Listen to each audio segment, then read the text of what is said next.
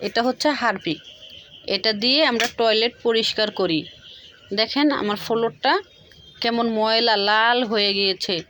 এরকম একটা বাজারের ব্যাগ দিয়ে ফ্লোরের মধ্যে হারপিক দিয়ে ডললে পরিষ্কার হয়ে যাবে, কিন্তু ফ্লোরটা সাদা সাদা হয়ে যায়।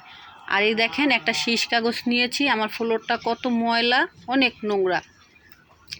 এই শিস কাগজটা দিয়ে ঘষে ঘষে একদম 1 মিনিটের মধ্যে এটা পরিষ্কার হয়ে যাবে। যত রকমের শ্যাওলা ময়লা আছে, যত ময়লা আছে, লালচে ভাব, সব পরিষ্কার হয়ে যাবে। আপনার কষ্টটাও কমে যাবে। হাতের মধ্যে এরকম একটা পলি পেঁচায় নেবেন, আর যাদের হ্যান্ড গ্লাস আছে তারা ওটা পরে নেবেন। আমি সবসময় আপনাদেরকে ঘরোয়া টিপসগুলো দেই, কারণ অনেকের বাসায় এগুলো থাকে না, কিন্তু পলিটা ইজি সময় থাকে। দেখেন ফ্লোরটা পরিষ্কার করছি কত সুন্দর।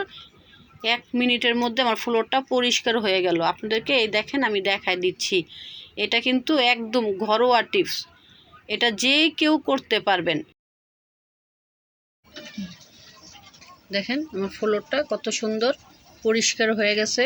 এটা অন্তত 1 সপ্তাহ আপনাকে পরিষ্কার করতে হবে না, যদি আপনি আমার পদ্ধতিটা আপনি ফলো করেন। এখন দেখাবো আমাদের দৈনন্দিন দিনে যে খুন্তি বটি দিয়ে আমাদের যে কাজগুলো হয়।